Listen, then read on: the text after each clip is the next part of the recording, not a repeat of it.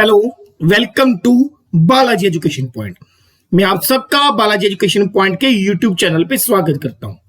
Basically guys, आज का जो वीडियो रहेगा वो वीडियो रहेगा 14th एंड 15th अगस्त के सबसे महत्वपूर्ण करंट अफेयर्स के ऊपर, प्लस उनसे जुड़ी हुई सबसे इंपॉर्टेंट स्टैटिक जीके। क्लियर? चलिए, आज के लेक्चर को शुरुआत करने से पहले आपको कुछ बातें याद रख लेनी है। जैसा कि आप जानते हैं कि हमारा जो करंट अफेयर का, डेली करंट अफेयर का जो लेक्चर होता है वो the Hindu, Live Mint, PIB और इंडियन एक्सप्रेस जो न्यूज़पेपर्स हैं उनके ऊपर बेस्ड होता है। Hello, this lecture is presented by me, my name is Jatin Singla. अगर आप इस लेक्चर का पीडीएफ चाहते हो या मेरी अन्य जो वीडियोस हैं उनका जो आपको पीडीएफ है वो आपको हमारे official Telegram channel that is @Balaji education point के ऊपर मिलेगा। इसके अलावा अगर आपका कोई डाउट है तो आप मेरे साथ संपर्क कर सकते हैं। मेरा मेल एड्रेस है jatinsinglajain@gmail.com। इसके अलावा आप मुझे डायरेक्ट मैसेज कर सकते हैं, इंस्टाग्राम के ऊपर मुझे फॉलो कर सकते हैं। मेरा इंस्टाग्राम हैंडल है जतिन सिंगला 10103। चलिए लेते हैं आज की पहली न्यूज। प्यारे बच्चों, एक मैगजीन है जिसे फोर्ब्स कहते हैं। फोर्ब्स मैगजीन जो है दुनिया भर के आंकड़ों को इकट्ठा करके अलग अलग जो है एक आंकड़े दुनिया के सामने रिप्रेजेंट करती है, यानी कि एक तरीके का डाटा रिप्रेजेंट करती है। जैसे एशिया के सबसे अमीर इंसान कौन है, या पूरे वर्ल्ड के सबसे अमीर इंसान कौन है, दुनिया में हाईएस्ट पेड एक्टर्स कौन है, या दुनिया में हाईएस्ट पेड स्पोर्ट्स पर्सन कौन है, वगैरह वगैरह। इनके ऊपर जो है एक तरीके का रिसर्च और डाटा एनालिसिस करके लोगों के सामने डाटा रखने का काम करती है फोर्ब्स मैगजीन। फोर्ब्स मैगजीन ने हाल ही में एक डाटा रिलीज किया है जिसमें यह कहा गया है कि जो दुनिया के सबसे टॉप 10 हाईएस्ट पेड एक्टर्स हैं, यानी कि सिनेमा से जुड़े हुए, मूवी से जुड़े हुए हाईएस्ट पेड एक्टर्स हैं, उसमें भारतीय मूल के एक एक्टर हैं जिनका नाम है अक्षय कुमार। और अक्षय कुमार दुनिया में 6th हाईएस्ट पेड एक्टर है in the world. Very very very important question. Okay, तो क्वेश्चन क्या आएगा? हाल ही में फोर्ब्स मैगजीन के द्वारा रिलीज किए गए डाटा के अनुसार भारतीय मूल के किस अभिनेता को दुनिया में 6th सबसे पेड एक्टर का खिताब दिया गया है? तो वो है अक्षय कुमार। अब क्वेश्चन यहां पे ये उठता है कि नंबर 1 पे कौन है?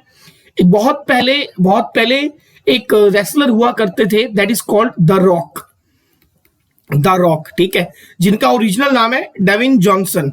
तो डेविन जॉनसन बने हैं दुनिया के highest paid actor in 2020 according to the Forbes magazine, और इनकी एक साल की अर्निंग है लगभग 87.5 मिलियन यूएस डॉलर। क्लियर? तो दो क्वेश्चन बन गए प्यारे बच्चों। According to the Forbes magazine India में हाईएस्ट पेड एक्टर कौन है? अक्षय कुमार। दुनिया में इनका कौन सा स्थान है? 6th place. वर्ल्ड में हाईएस्ट पेड एक्टर कौन सा है? Devin Johnson. क्लियर? यहां पर आपके सामने लिस्ट है टॉप 6 की। नंबर 1 पे जैसा कि मैंने आपको बताया डेविन जॉनसन है, ठीक है। नंबर 5 पे आप देख सकते हैं वेन डीजल है, काफी मशहूर हॉलीवुड के एक्टर हैं वेन डीजल। क्लियर? तो आपको अगर आपके पेपर के एग्जाम के लिए याद रखने हैं तो सिर्फ 2 याद रख सकते हैं, डेविन जॉनसन हाईएस्ट पेड और नंबर 2 पे अक्षय कुमार। इससे पहले डेविन जॉनसन से जुड़ी हुई एक और न्यूज आई थी। इंस्टाग्राम आपने सुना होगा, एक सोशल मीडिया हैंडल है इंस्टाग्राम।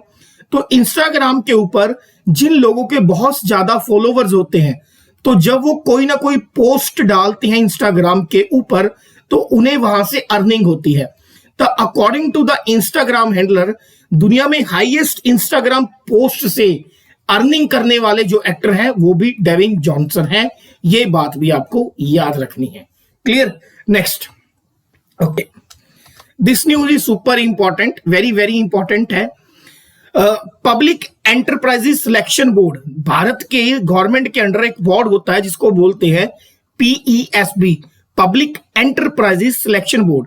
ये बोर्ड जो है ज्यादातर काम करता है कि जो पब्लिक सेक्टर्स कंपनीज है, बड़ी बड़ी पब्लिक सेक्टर कंपनीज है, उनके जो चेयरमैन है, बोर्ड ऑफ डायरेक्टर्स हैं, उन्हें गवर्नमेंट के साथ सलाह मशवरा करके अपॉइंट करने का काम करता है। तो जो पब्लिक एंटरप्राइज सिलेक्शन बोर्ड है, इन्होंने हाल ही में सेल, अब सेल क्या है? Steel authority of India, steel authority of India, steel authority of India के नए चेयरमैन अपॉइंट किए हैं जिनका नाम है Soma Mandal. Soma Mondal, very very important, यहां पर आप देख सकते हैं सोमा मॉडल। और ये भी क्वेश्चन पूछा जा सकता है कि हाल ही में सोमा मॉडल जो SAIL Steel authority of India की नई चेयरमैन बनी है, इन्होंने किसे रिप्लेस किया? तो इन्होंने रिप्लेस किया है अनिल चौधरी को। अब प्यारे बच्चों जरा मेरी बात ध्यान से समझना कि सेल है क्या। जैसे कि बैंकिंग इंडस्ट्रीज में आरबीआई होती है, आरबीआई क्या करती है, जितने भी तरीके के बैंक्स होते हैं, प्राइवेट सेक्टर बैंक हो, फॉरेन सेक्टर बैंक्स हो, कमर्शियल बैंक्स हो, सबके लिए रूल एंड रेगुलेशन बनाती है। वैसे ही steel authority of India Bharat के अंदर जितने भी आयरन एंड स्टील यानी कि लोहा और इस्पात से जुड़े हुए जितने भी कारखाने हैं या इंडस्ट्रीज है, उनको रेगुलेट करने का काम करती है सेल यानी कि steel authority of India. Question ये भी पूछा जाता है स्टैटिक जीके में, स्टील सिटी ऑफ इंडिया किसे कहा जाता है? तो जमशेदपुर को बोला जाता है the steel city of India, ये याद रखें। क्वेश्चन क्या आएगा, हाल ही में सेल के जो नए चेयरमैन बने हैं उनका नाम क्या है? सोमा मंडल। और इन्होंने किसे रिप्लेस किया है? Anil Chaudhary. Steel city of India कौन है? याद रखेंगे, स्टील सिटी ऑफ इंडिया है जमशेदपुर। ओके, अब भारत में बहुत सारे स्टील एंड आयरन से जुड़े हुए कारखाने हैं, ठीक है, और ये सेल के कंट्रोल में काम करते हैं। इनके ऊपर स्टैटिक जीके में क्वेश्चन दो तरीके से पूछा जाता है। एग्जाम्पल के तौर पर भारत का एक आयरन एंड स्टील कंपनी है, कारखाना है, that is Bhilai, iron and steel industry of India Bhilai, ये मध्य प्रदेश के अंदर है। अब ये किसकी असिस्टेंस से लगाया गया था, यानी कि किसकी हेल्प से लगाया गया था? रशियन गवर्नमेंट से। बहुत बार आप अगर गवर्नमेंट जॉब का पेपर देखें तो उसमें पूछा जाएगा कि भाई दुर्गापुर स्टील पावर प्लांट किस कंट्री की असिस्टेंस से लगाया गया था? तो ये लगाया गया था ब्रिटिश गवर्नमेंट की असिस्टेंस से, और ये है कहां पर? वेस्ट बंगाल के अंदर। सिमिलरली राउरकेला ये उड़ीसा के अंदर है और ये जर्मनी के असिस्टेंस से लगाया गया था। नेक्स्ट है आपके पास बोकारो, ये झारखंड में है, ये रशियन गवर्नमेंट की असिस्टेंस से लगाया गया था। उसके बाद है आपके पास बर्नपुर, ये भी वेस्ट बंगाल के अंदर है, इसे प्राइवेट सेक्टर से एक्वायर्ड किया गया था 1976 के अंदर, ठीक है, पहले ये प्राइवेट था लेकिन अब ये पब्लिक एंटरप्राइजेस के अंदर आता है। विशाखापट्टनम ये आंध्र प्रदेश में है, ये भी रशियन गवर्नमेंट के असिस्टेंस से लगाया गया है। क्लियर जी? तो इससे आपको क्वेश्चन क्या पूछा जाएगा कि जो Bhilai iron steel power plant है वो कहां पर है?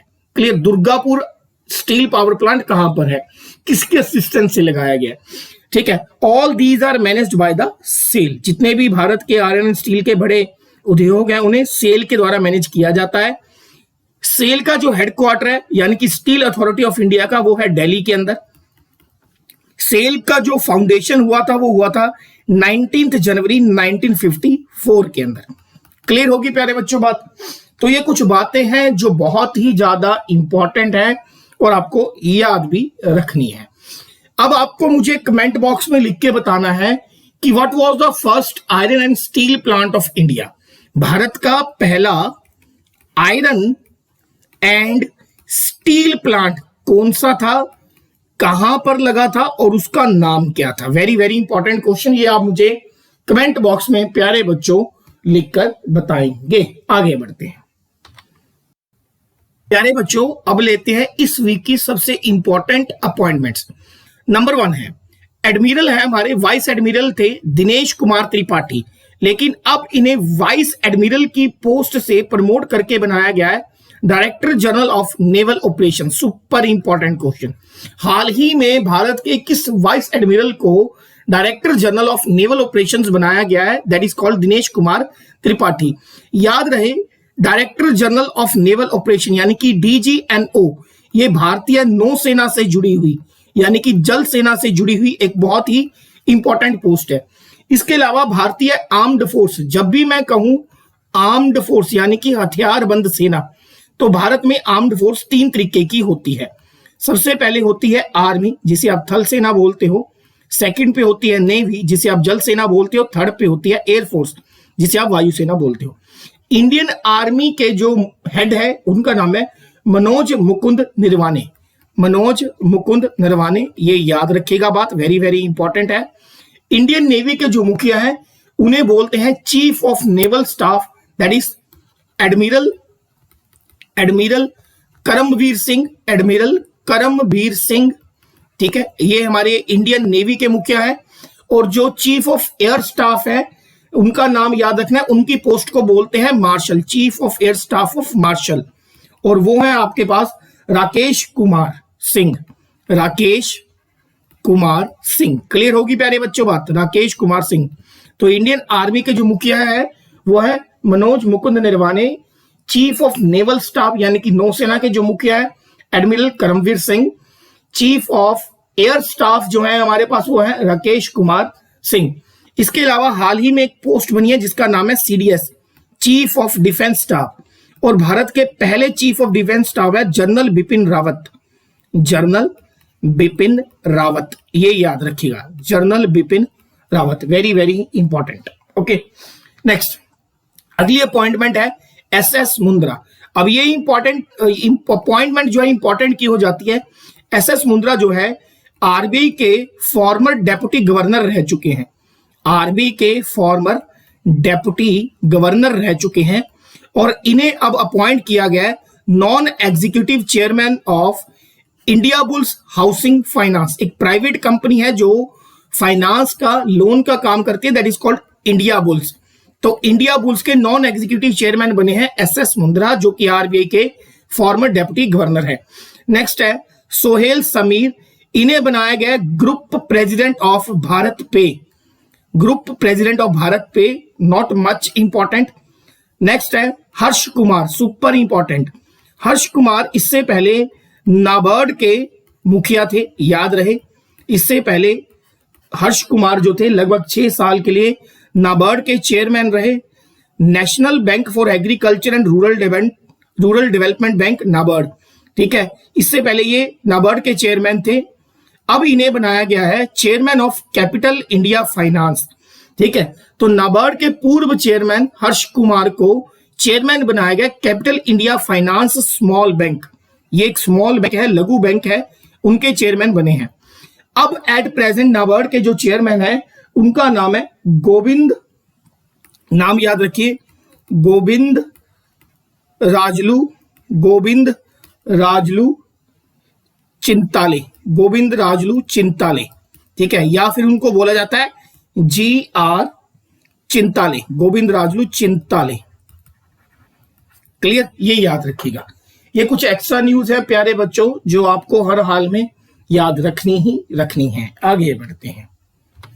ओके, क्वेश्चन अपॉइंटमेंट के ऊपर कुछ इस तरीके से पूछा जा सकता है, who is appointed as chairman of SAIL यानी कि स्टील अथॉरिटी ऑफ इंडिया, तो ये बने हैं Soma Mondal, clear. Next, okay, Bharat के जो रक्षा मंत्री हैं यानी कि जो डिफेंस मिनिस्टर है दैट इज राजनाथ सिंह, उन्होंने हाल ही में एक नई ऑर्गेनाइजेशन की स्थापना करी है जिसको हम बोलते हैं NIIO यानी कि naval innovation and indigenisation organisation. Question क्या आएगा, हाल ही में भारत के रक्षा मंत्री यानी कि डिफेंस मिनिस्टर राजनाथ सिंह के द्वारा एक नई ऑर्गेनाइजेशन की स्थापना करी गई, उनका नाम क्या है, naval innovation and indigenisation organisation, NIIO। अब प्यारे बच्चों इसका काम क्या है, जो हमारी NIIO है इसका मेन काम है देश के रक्षा, देश की जो डिफेंस इक्विपमेंट है उसको आत्मनिर्भर बनाना और स्वदेशीकरण को बढ़ावा देना, और सेल्फ रिलायंस बोल लो या फिर ये बोल लो स्वदेशीकरण को बढ़ावा देना, स्वदेशीकरण को बढ़ावा देना, क्लियर। पूरे कहानी का मतलब क्या है कि जो NIIO है किस तरीके से हमारा जो डिफेंस है, हमारा जो रक्षा के लिए इक्विपमेंट्स है, ठीक है, जो टेक्नोलॉजीज हैं, बड़े बड़े एटम हमें बॉम्ब्स मंगाने पड़ते हैं या बहुत सारी टेक्नोलॉजी है जो हम बाहर वाले देशों से बोरो करते हैं या उनसे बाय करते हैं, किस तरीके से हम लोग यहाँ पर अपने डिफेंस को आत्मनिर्भर स्वदेशी बना सकते हैं, इन सब के लिए काम करेगा NIIO, क्लियर हो गया। NIIO के अंदर जो उसका स्ट्रक्चर होगा 3 टायर स्ट्रक्चर होगा, यानी कि NIIO जो है 3 लेवल पे काम करेगा। फर्स्ट लेवल पे होगा naval technology acceleration council, naval technology acceleration council या फिर जिसे NTAC कहते हैं, सारे महत्वपूर्ण डिसीजन ये लेगा, क्लियर। अब सेकंड लेवल पे होगा एक वर्किंग ग्रुप होगा जो NTAC के अंदर काम करेगा, यानी कि NTAC ने जो डिसीजन लिए हैं उसके ऊपर काम करने के लिए एक वर्किंग ग्रुप होगा। और तीसरे लेवल पे होगा टेक्नोलॉजी डेवलपमेंट एक्सेलरेशन या फिर जिसे TDEC बोलते हैं, टेक्नोलॉजी डेवलपमेंट एक्सेलरेशन, ये इमरजेंसी के अंदर अगर कभी कोई वॉर होती है या कोई इमरजेंसी पड़ती है, उस समय जो हमारी डिफेंस को टेक्नोलॉजी चाहिए होगी उसके लिए TDEC काम करेगा। ठीक है, तो मोटे मोटे तौर पर प्यारे बच्चों क्वेश्चन कुछ इस तरीके से आएगा कि हाल ही में भारत के डिफेंस मिनिस्टर ने एक ऑर्गेनाइजेशन का जो है उद्घाटन किया है, लॉन्च किया है, जिसका नाम है NIIO यानी कि नेवल इनोवेशन एंड इंडिजिनेशन ऑर्गेनाइजेशन, जिसका काम है भारत के अंदर आत्मनिर्भर और स्वदेशीकरण को बढ़ावा देना। ठीक है, या फिर उसके लिए जो अंतिम रूपरेखा को तैयार करने का मसौदा है वो NIO तैयार करेगी। अगर आप डेली करंट अफेयर की मेरी वीडियो सुनते हो तो आपको पता होगा हाल ही में भारत की डिफेंस मिनिस्ट्री की तरफ से 101 डिफेंस आइटम्स के ऊपर बैन लगाया गया है। ये 101 वो डिफेंस आइटम्स थी जो हम बाहर वाले देशों से बोरो करते थे, लेकिन अब इनके ऊपर बैन लगा दिया गया है। इसका मतलब है कि अब इंडिया को हुक और क्रुक, बाय हुक और क्रुक ये खुद बनानी पड़ेंगी। ठीक है जी, ओके। इंडिया अपनी डिफेंस का एक बहुत बड़ा बजट जो है अमेरिका हुआ, रशिया हुआ, ठीक है, फ्रांस हुआ, इन कंट्रियों से जो है खरीदता है, अपना बहुत मोटा पैसा इन पे खर्च करता है। क्लियर होगी प्यारे बच्चों बात? आगे बढ़ते हैं। ओके, भारत के स्पोर्ट्स मिनिस्ट्री की तरफ से ऑर्गेनाइज किया गया है फिट इंडिया फ्रीडम रन। ये एक तरीके का रन है, एक तरीके की दौड़ है जो ऑर्गेनाइज की गई है भारत के खेल मंत्रालय की तरफ से, fit India freedom run. Question directly यहीं से बनता है, हाल ही में फिट इंडिया फ्रीडम रन जो है ये किस मिनिस्ट्री के द्वारा लॉन्च करी गई है? भारत के खेल मंत्रालय के द्वारा। और इस समय भारत के खेल मंत्री हैं किरण रिजिजू, ये याद रखिएगा। अब ये जो फिट इंडिया फ्रीडम रन है ये 15 अगस्त से लेकर भारत के स्वतंत्रता दिवस 15 अगस्त 2020 से लेकर गांधी जयंती 2 अक्टूबर तक चलेगी। Very very important. Fit India freedom Run would be organised by the ministry of youth affairs and sports from 15th of August to 2nd October 2020। एक बात और याद रखिएगा कि 2 अक्टूबर को गांधी जयंती होती है, ऐसा आप बात जानते होंगे। ये गांधी जी की 151st बर्थ एनिवर्सरी है, तो ये भारत के 74th यानी कि 74वें इंडिपेंडेंस डे 15th of अगस्त से लेकर महात्मा गांधी के 151st बर्थ एनिवर्सरी यानी कि 2nd of अक्टूबर तक चलेगा। क्लियर होगी बात? तो अब हम क्या याद रखेंगे कि भारत के union minister of youth affair and sports कौन है? Kiren Rijiju. Fit India freedom run किसके द्वारा चलाया गया है? भारत की स्पोर्ट्स मिनिस्ट्री के द्वारा। 15th of अगस्त जो भारत का 74th इंडिपेंडेंस डे है से लेकर 2nd अक्टूबर जो महात्मा गांधी जयंती है, 151st महात्मा गांधी जयंती है, वहां तक ये चलेगा। एक तरीके से यूथ के अंदर जो है हेल्थ को लेकर, अपनी फिटनेस को लेकर इंप्रूव करने का तरीका है ये। ओके, नेक्स्ट बढ़ते हैं। Okay, this news is super important. Okay, पहले हम ये जान लेते हैं GI टैग होता क्या है। ज्योग्राफिकल इंडिकेटर टैग, इसको बोलते हैं GI tag, geographical indication tag. अब देखिए एग्जाम्पल के तौर पर मैं आपको समझाता हूं। राइस की एक किस्म होती है जिसे हम लोग बोलते हैं basmati. One of the best rice available in India that is called basmati. अब बासमती जो है वो ओरिजिनली या तो पंजाब में होता है या फिर ज्यादातर यूपी में होता है, जो ओरिजिनल बासमती है। तो पंजाब के बासमती और यूपी के बासमती को GI टैग दिया गया था। ये जस्ट एग्जांपल समझा रहा हूं, GI टैग दिया गया। इससे क्या होगा कि जब मुझे पता है कि भारत का सर्वश्रेष्ठ जो राइस है वो बासमती है, और जब भी मुझे बासमती परचेज करना होगा तो मैं उस बासमती को परचेज करूंगा जिसको पंजाब या यूपी का GI टैग दिया गया है। ज्योग्राफिकल इंडिकेटर टैग क्या है? कोई खास प्रोडक्ट, कोई खास आइटम, वो कोई खाने वाली चीज हो सकती है, वो कोई कपड़ा हो सकता है, कोई पहनने वाली चीज हो सकती है, एनीथिंग जो किसी भारत की खास ज्योग्राफिकल लोकेशन का एक मेन हिस्सा है, उसको रिप्रेजेंट करता है GI टैग। इससे दो फायदे होती है, एक तो उस चीज की जो डिमांड है वो बढ़ जाती है, दूसरा उसकी जो ब्लैक मार्केटिंग है वो कम हो जाती है।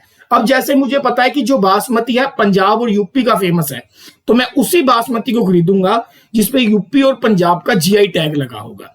तो जो ब्लैक मार्केटिंग है बासमती की, ठीक है, यानी कि एक्चुअल में बासमती होता नहीं, उसे बासमती का टप्पा लगा देते हैं, वो रुक जाएगी। अब हाल ही में गोवा की 3 ऐसी चीजें हैं जिन्हें जीआई टैग दिया गया है, ज्योग्राफिकल इंडिकेटर टैग दिया गया है। एक है वहां की गोवा की पारंपरिक त्योहार में मीठा पकवान खाया जाता है जिसको बोलते हैं खाजे। नंबर 1 पे है खाजे, ठीक है, वहां पे पारंपरिक त्योहार में एक मीठा पकवान खाया जाता है जिसे बोलते हैं खाजे। दूसरे नंबर पर है मसालेदार हरमल मिर्च, मसालेदार हरमल मिर्च, ठीक है, जिसको आप हरमल चिल्ली भी बोलते हो। और तीसरे नंबर पर है मिंदोली के केला, मिंदोली का केला, ठीक है। 3 चीजें हैं गोवा की जिन्हें जीआई टैग दिया गया है। नंबर 1 खोजे, खोजे क्या है? खाजे, जो कि गोवा की एक पारंपरिक त्योहारिक मीठा पकवान है। एक चिल्ली है that is called Harmal chilli, और तीसरे नंबर पर है मिंदोली केला। इन तीनों को जीआई टैग दिया गया है कि भाई ये स्पेशली कहां से है? गोवा से है। क्लियर होगी बात? Next, GI registration in India is administered by the Geographical Indication of Goods Registration and Protection Act 1999, which came into force with the effect from the September 2003। इसमें कहा गया है कि जो GI रजिस्ट्रेशन है वो भारत की geographical indication of goods act 1999 के तहत दिया जाता है, जो कि 2003 से काम कर रहा है। ये एक तरीके की भारतीय सरकार के अंडर काम करने वाली संस्था है जिसका हेडक्वार्टर आपको चेन्नई, तमिलनाडु की राजधानी चेन्नई में मिलेगा। एक्स्ट्रा बातें क्या रखेंगे? गोवा की जो कैपिटल है वो है पणजी, गोवा के जो गवर्नर हैं वो है सत्यपाल मलिक, और जो गोवा के सीएम चीफ मिनिस्टर है वो है प्रमोद सावंत, प्रमोद सावंत। क्लियर होगी बात? ठीक है, तो क्वेश्चन क्या आएगा? हाल ही में खाजे, मसालेदार हरमल मिर्च और मिंदोला केले का जो जीआई टैग दिया गया है ये भारत के किस राज्य से है? तो ये है गोवा से। क्लियर होगी बात? नेक्स्ट आगे बढ़ती है। ओके, भारत की एक संस्था है जिसका नाम है CII, यानी कि कन्फेडरेशन ऑफ इंडियन इंडस्ट्री। ये क्या करती है? भारत की जो अलग अलग इंडस्ट्री है उसको किस तरीके से अप टू द डेट रखा जाए। अप टू द डेट मतलब किस तरीके से उसे टेक्नोलॉजी वाइज अपग्रेड किया जा सके। वो भारत की कोई भी इंडस्ट्री हो सकती है, वो बैंक इंडस्ट्री हो सकती है, वो भारत की हाईवे इंडस्ट्री हो सकती है, वो भारत की शिप इंडस्ट्री हो सकती है। तो CII ने हाल ही में एक समिट यानी कि एक सम्मेलन ऑर्गेनाइज किया था जिसका नाम था India @75 summit mission 2022। India @75 summit mission 2022। इसके अंदर भारत के जो केंद्रीय मंत्री हैं MSME, micro small medium enterprises, इसके अलावा उनके पास एक रोड ट्रांसपोर्ट भी है और हाईवे ट्रांसपोर्ट भी है। तो भारत के केंद्रीय मंत्री MSME, रोड ट्रांसपोर्ट और हाईवे मिनिस्टर नितिन गडकरी ने इस सम्मेलन को संबोधित किया है। तो क्वेश्चन क्या आएगा? हाल ही में भारत की किस संस्था ने इंडिया @75 समिट मिशन 2020 को ऑर्गेनाइज्ड किया था? तो वो थी CII, confederation of Indian industry. Clear? Okay, headquarter of CII है न्यू दिल्ली। CII का जो मुख्य ऑफिस है वो आपको न्यू दिल्ली के अंदर मिलेगा। प्रेसिडेंट हैं जो यानी कि CII के जो मुखिया वो है उदय कोटक, कोटक इंडस्ट्री के मालिक, और जो वाइस प्रेसिडेंट है वो है संजीव बजाज, बजाज इंडस्ट्री के मालिक। क्लियर होगी बात? आगे बढ़ते हैं। ओके, छत्तीसगढ़ ने हाल ही में अपनी एक स्कीम लॉन्च करी है जिसका नाम है इंदिरा वन मितान योजना। इंदिरा वन मितान योजना, इसके तहत जो छत्तीसगढ़ के फॉरेस्ट डिवेलपर्स हैं यानी कि जंगल में रहने वाले लोग हैं उनको आत्मनिर्भर बनाया जाएगा। आपको पता होगा छत्तीसगढ़ जो है एक बहुत बड़ा एक जंगली एरिया से बना हुआ एरिया है, यहां कहीं आपको छत्तीसगढ़ मिलेगा। ठीक है, तो छत्तीसगढ़ के अंदर जो फॉरेस्ट डिवेलपर्स हैं उनको सेल्फ रिलायंट, आत्मनिर्भर बनाने के लिए एक गवर्नमेंट की तरफ से स्कीम लॉन्च करी गई है जिसका नाम है इंदिरा वन मितान योजना। तो क्वेश्चन क्या आएगा? हाल ही में भारत के किस राज्य के द्वारा इंदिरा वन मितान योजना लॉन्च करी गई है? तो वो है छत्तीसगढ़। छत्तीसगढ़ के जो CM है उनका नाम है भूपेश भागले, गवर्नर है अनसुया यैकिया, अनसुया यैकिया। आई होप आपको आज का लेक्चर पसंद आया होगा। अगर आप इस चैनल पे न्यू हैं तो चैनल को सब्सक्राइब जरूर करिएगा। Till then thank you so much.